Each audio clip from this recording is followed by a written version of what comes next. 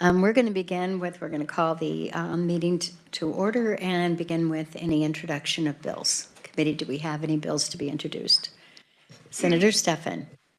Thank you. Let's start out with 24 RS 2384, titled the Constitutional Right to Health Freedom Act. What's the second one? Second. And that's being introduced as a committee bill? Correct. Committee, do we have any objections to this being introduced as a committee bill? Seeing none, go ahead. Second one is 24 RS 2314, the Conscientious Right to Refuse Act. And committee, any objections to this bill being introduced? Seeing none, thank you, Dr. Stephan. Do we have any other bills to be introduced today? And I know you have to go to another committee. All right, we're going to begin with our agenda today. Yes, Senator Holscher. Sorry, I don't have a bill to introduce, but I do have a question. Yes. I just want to ask, I have received a flood of emails about Medicaid expansion.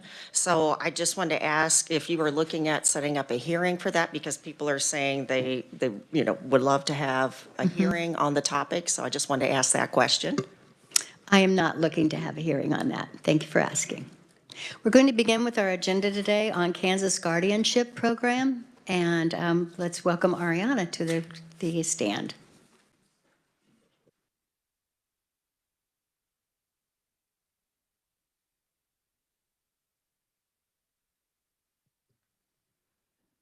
Good morning, Madam Chair and Committee. My name is Ariana Waddell, and I'm a Legislative Fellow for the Kansas Legislative Research Department. Today, I'll be presenting the budget for the Kansas Guardianship Program.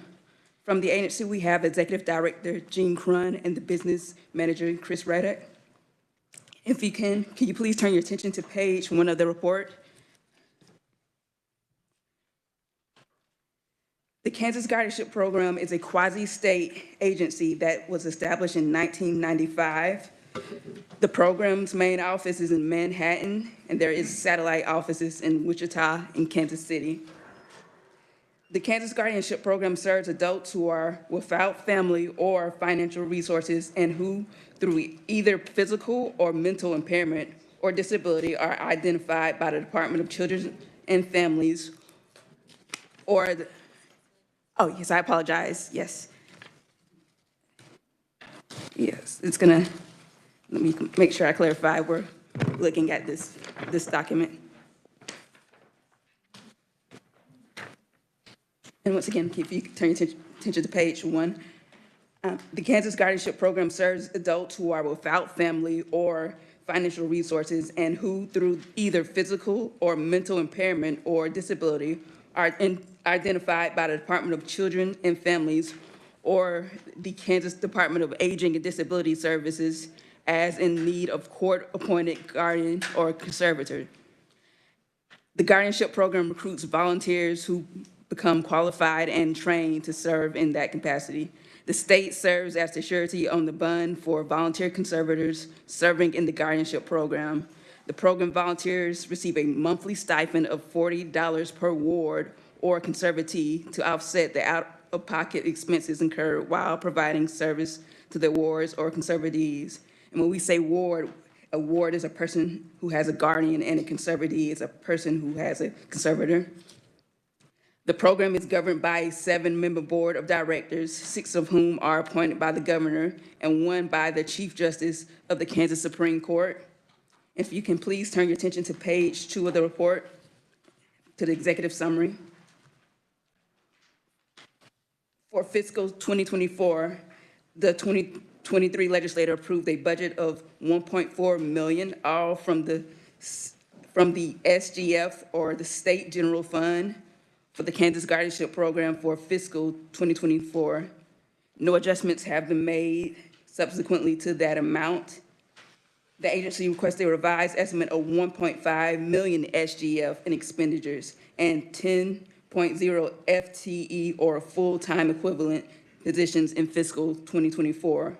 This is an increase of about 100,000, or a 7.1% above the amount approved by the 2023 legislature, and about $218,000, or 16.7% above the fiscal 2023 actual expenditures.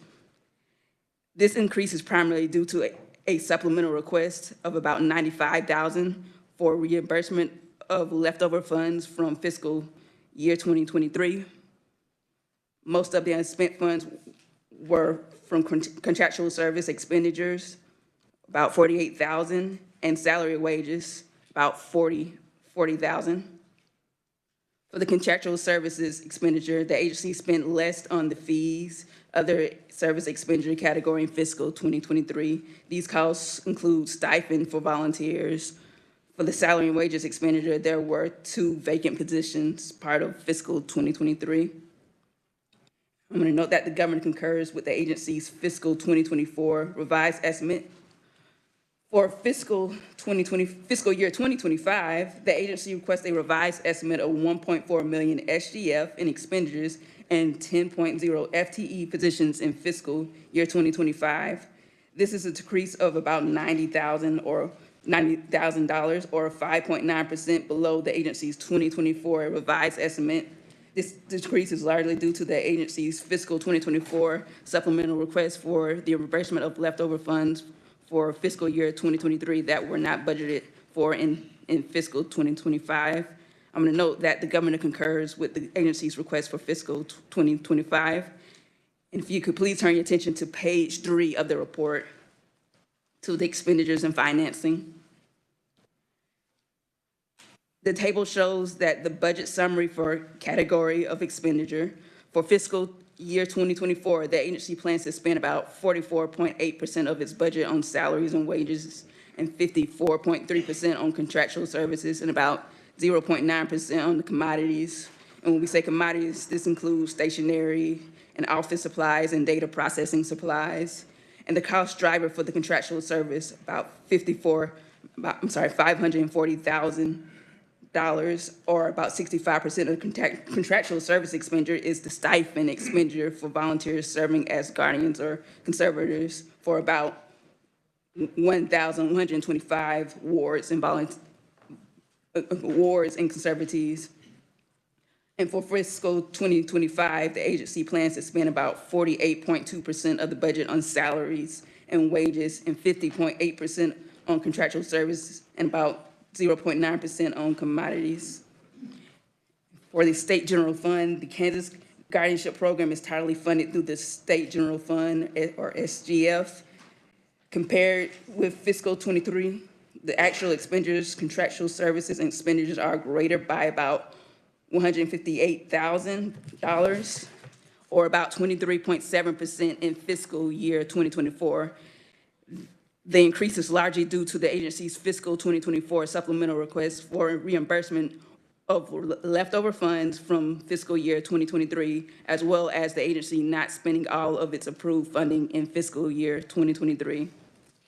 And if you could please turn your attention to page 4 of the report. Again, for the fiscal 2024 analysis, we have a table that summarizes the budget request for fiscal year 2024.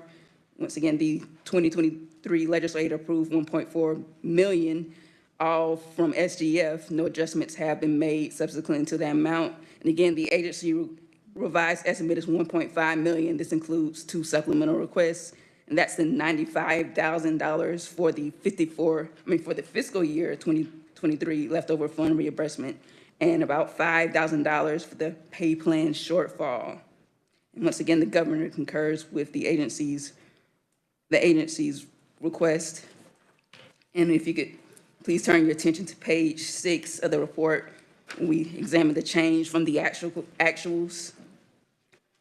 We do a comparison of the actuals for 2023 to the adjusted budget of 2024. There is a blue bar and a green bar next to each other.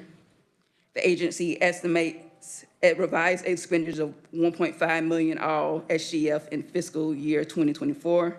This is an increase about 218,000 or 16.7% above fiscal year 23 actual expenditures.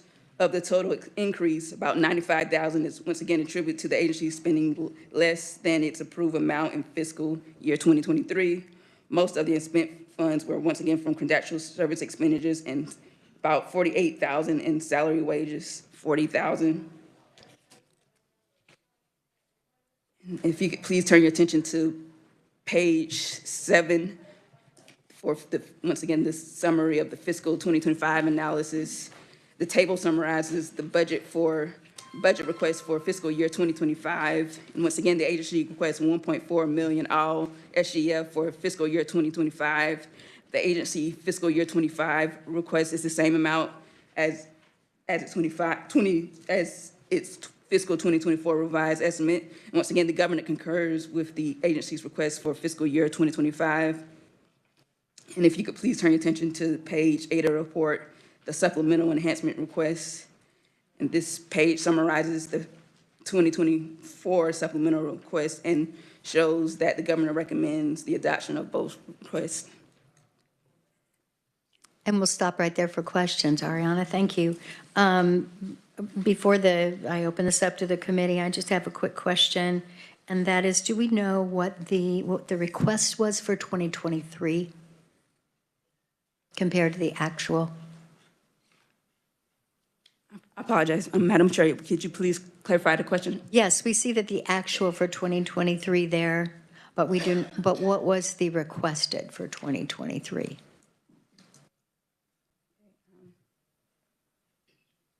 I do not know that at the moment, but I can get that information to you in the committee. Thank you, that would be helpful. Committee, do we have other questions? Yes. Senator Baumgardner. Thank you, Madam Chair, and thank you for your presentation. I'm looking on page 4 at the bottom.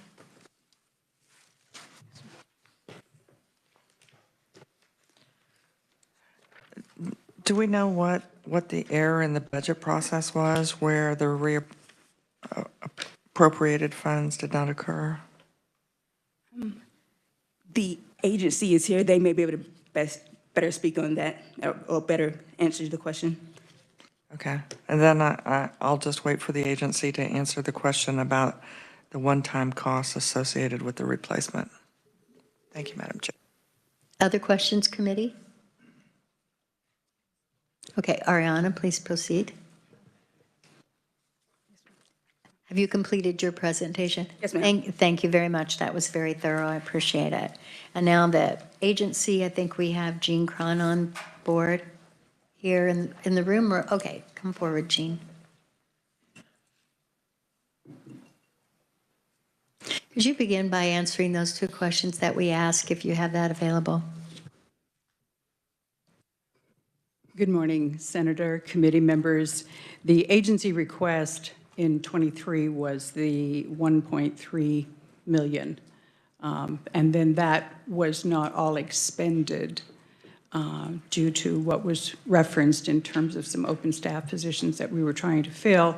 And then also, we didn't quite expend all of the stipend funds at that point in time. When we came to the end of the fiscal year, this was the first time that that had occurred for our agency. And because we're this quasi-public entity, we were trying to find our way through that. And in the end, we returned the funds, and the way we could access them was to do this supplemental in the fiscal year 24. If I might just continue with that thought, one of the issues confronting the agency is they have two senior staff members who have chosen to retire. One individual for 34 years, and that's Chris Radicke, and she's our business manager. And she is here today and will be finished at the end of this month. And the illustrious person in front of you is also retiring after just not quite 40 years. And so the board has some work ahead of it to identify replacement staff. And also it was an opportunity and an appropriate time to look at some planning, strategic planning, and how the agency might continue to respond to the needs out there. So that was really the intention of being able to access what would have been reappropriated funds to be able to have some flexibility with potentially hiring some strategic planning people. And we're still working on that. The board is still working on that. And I might add, our board chair, Mr. Heineman, is also here with us this morning. If that's a helpful explanation for what we were working Senator on. Baumgartner, does that address your question? I guess the confusion is the one-time cost, because replacing, and congratulations on your 40 years and your decision to pivot and make a change.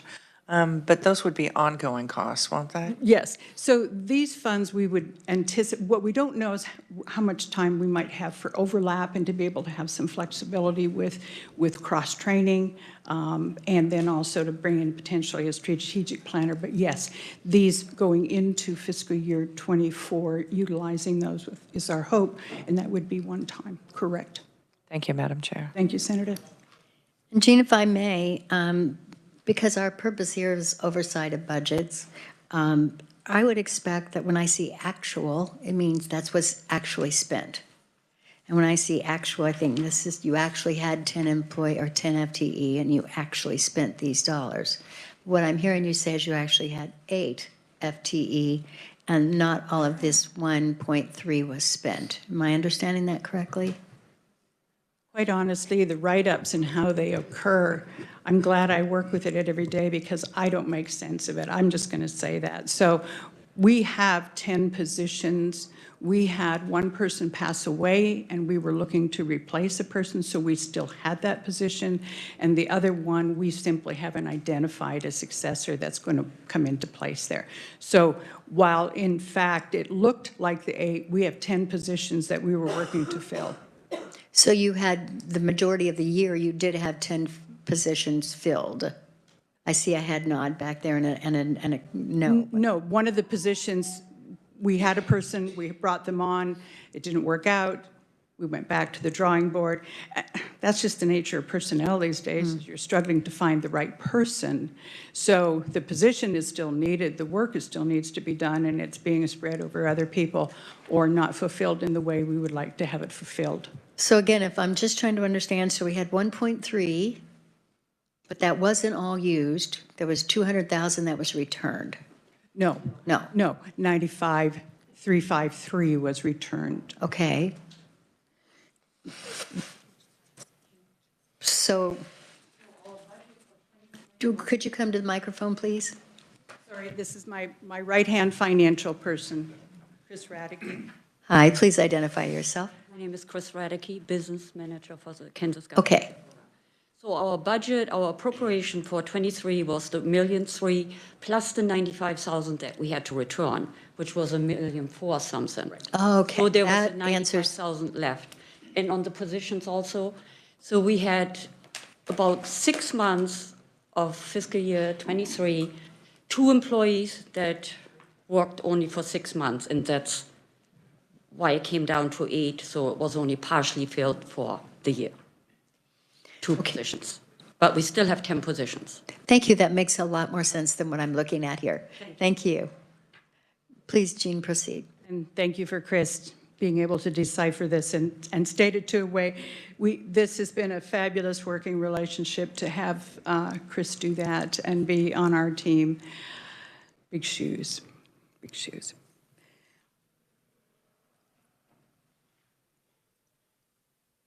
Madam Chair, you have another. I'm sorry, yes. And the question is? All right, Senator Erickson. Thank you, Madam Chair, and thank you so much, and congratulations on your retirement. So I'm looking at your performance measures on this handout, and I noticed that in the last couple of years, there's been a pretty significant drop in the number of volunteers.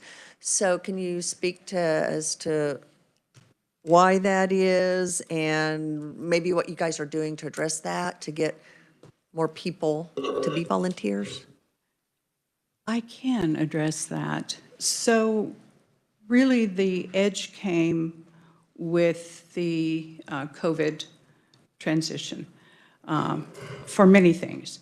And so there was a time period in which people were simply not wanting to be out and about, to be doing this, and weren't inclined to step forward.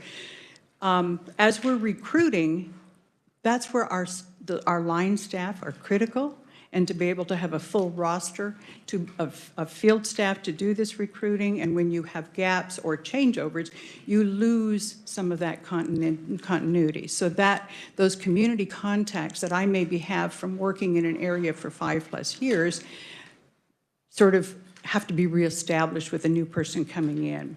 So we continue to struggle with that to try to identify new people who are interested in doing this. And I think we're seeing somewhat of a shift perhaps in volunteerism, and that was part of what our strategic planning that we wanted to look at with our board to see whether there were some other kinds of things.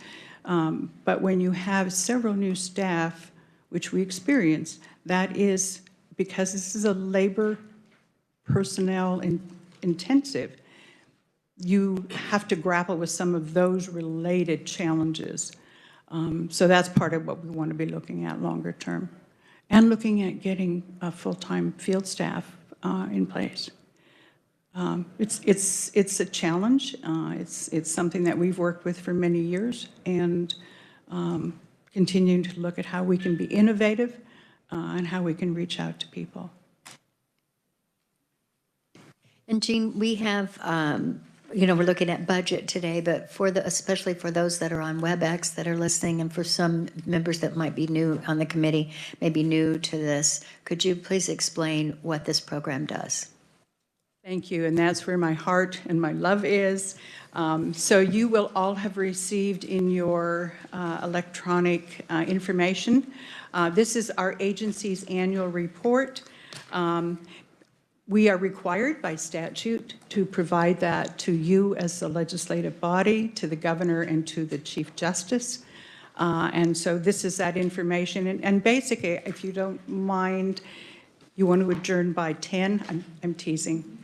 I will give just a brief walkthrough so that you have sort of some understanding of the structure and how we function on a day-to-day basis.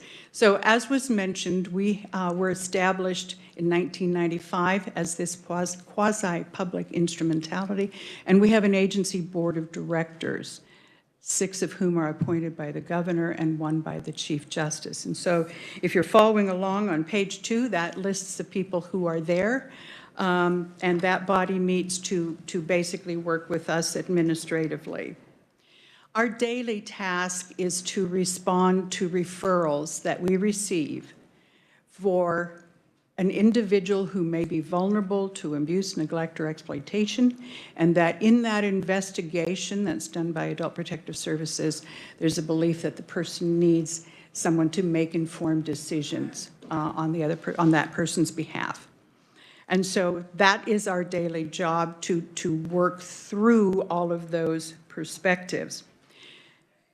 On page, sorry, those page numbers are really small, my apologies, 4, basically when we ask someone to be a volunteer and to consider this position, we talk about what is guardianship all about. Guardianship is about decision-making, being able to make informed decisions based on the information that's presented. So if I were asked to make an informed decision relative to you, Senator, if you perhaps had advanced medical issues, if you had some cognitive impairments, it may be that the decision maker would be looking in particular at healthcare decisions and what might be your healthcare issues.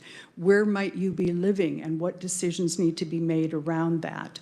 So these are legal decisions. They're not necessarily the day-to-day ones about what you're going to wear, how your hair is going to look, those kinds of things. So it's those big picture things where you step back and you get the information and you weight the risks and the benefits of those. And also imperative is, to the extent the person can be involved in the decision making, they need to be doing that. Regardless of some limitations or challenges people experience, most everyone can communicate some preference and desire. So in their capacity, they provide consent on behalf of the person, as I've been talking about. They may be part of identifying with a team of people a new services and supports. So some of the things you will hear in this committee is things like home and community-based waivers, the frail elderly waiver, the waiver for people with intellectual and developmental disabilities. Those are all services that the people we serve tie into. And so that's part of that bigger picture. The guardian is the decision maker. Folks don't live with them, but they're receiving services and supports, and our graphs talk a little bit about that. Also looking at whether the person needs additional financial resources, and what does that look like? 99% of the people we serve are individuals who receive Medicaid assistance, and they may receive some form of supplemental security income, Social Security disability, possibly VA, okay? But if you have that eligibility criteria, you're not looking at an individual who has a lot of financial resources. So referrals are made to us, as was mentioned when Ariana did the overview, through Adult Protective Services, and then we also work with the state hospitals who are under KDADS. They may make the referral to us. We look at working up and how to make for a successful guardianship, meaning what kinds of decisions might need to be made, where is this person in their life, and how do we do that? Once we do that, we seek a potential nominee. We do what we call in our vernacular a meet and greet. We like them to meet with each other so that they have a sense both ways about how this might look. And then once that occurs, we provide that formal guardian nomination back to the referring entity, and then it is prepared to go to the courts. And the courts ultimately make the decision. So for those of you who may be somewhat familiar with CASA, Court-Appointed Special Advocates, there's many parallels to this type of work, and we have some fabulous CASA folks in our crew as well. So if you look, you can see the age breakdown. Oh, and the part I wanted to address, because it ties into our budget, relates to once the appointment has occurred, then we contract with the individual. We have a memo of understanding, and it basically says the same things they'll say to the court, but they may elect then to receive the stipend that we make available, which comes through our appropriations, or they may choose not to. And some people choose not to. That's their personal wish. From our agency perspective, these are independent contractors, and we have to report to the IRS and all of those reporting accountability pieces. So you can see the age breakdown. So in fiscal year 2023, we ended the year with about 717 volunteers, and this is a rotational kind of thing. We have some folks who have been in the books for a long time. If I missed an important stat, because I think it's really valuable, it speaks to how when we ask somebody to take this on, this isn't just for a week, a month, a year. How do you anticipate your life shaping up with this commitment? So 51% of our people have served for 10 or more years. If we go back to 5 years or more, 78% of our volunteers have done it for that long. That's people in the active corps. And I have to tell you, I'm humbled every time I look at that number, because, it becomes a collective thing. Obviously, if I've been doing this for 40 years, this is sort of rote. But when I look at the statistics and I go, my God, those individuals have stepped forward. It's integrated into their lives, and they keep going. And that volunteer corps turns over. People retire, people move out of state, people have health care issues that they have to deal with for themselves. And so we are always looking for new people, all of the time. In the end of last year, serving 1,288 different people. It can be an intensive at the beginning, and hopefully it kind of balances out over time. So we estimate that they can spend easily 10 hours or a month working on this. Maybe it's in visitation, maybe it's in tracking appointments, maybe it's in the kind of follow-up, maybe it's an actual visitation where they have an opportunity to spend time together. The last page is page 7. And that simply is a story about an individual that we worked with who his life was kind of tough. He lived in a home where his mom used his Social Security money on drugs, And so he didn't access those. He didn't get to school on a regular basis. He struggled with some, not some, he was on the autism spectrum. And in the end, he wasn't able to do or fulfill his life. There was an intervention, and here was an opportunity for a fabulous person that became his friend, became his mentor, guided some of the decisions that he struggled with, or made them when it required that legal component. And he's successful. And he's reintegrated with his grandparents. And they have that relationship they didn't have before because of the estrangement in the family. So a young man whose potential is there, and a young man that I think with another couple of years under his belt will need the guardian as a friend and no longer as that decision maker. So that's one of those wonderful stories of success about how that mentoring, how that relationship, how supporting his decision making can occur. I could go on a long time, but I want to end with one quote. And that is, I was talking with one of our volunteers and had struggled with a tough situation. The person had passed away, and somehow in all of our conversation, she said, you know, we do this because it's my feeling that we do what's in front of us because all human beings are innately worthy and they deserve our care. And she spoke it very eloquently. And one last is we had a volunteer who was frustrated with the paperwork because, Lordy, we have paperwork in all of our lives. And she was frustrated and she was saying, you know, maybe I should just quit. And the 5-year-old at the table says, you can't.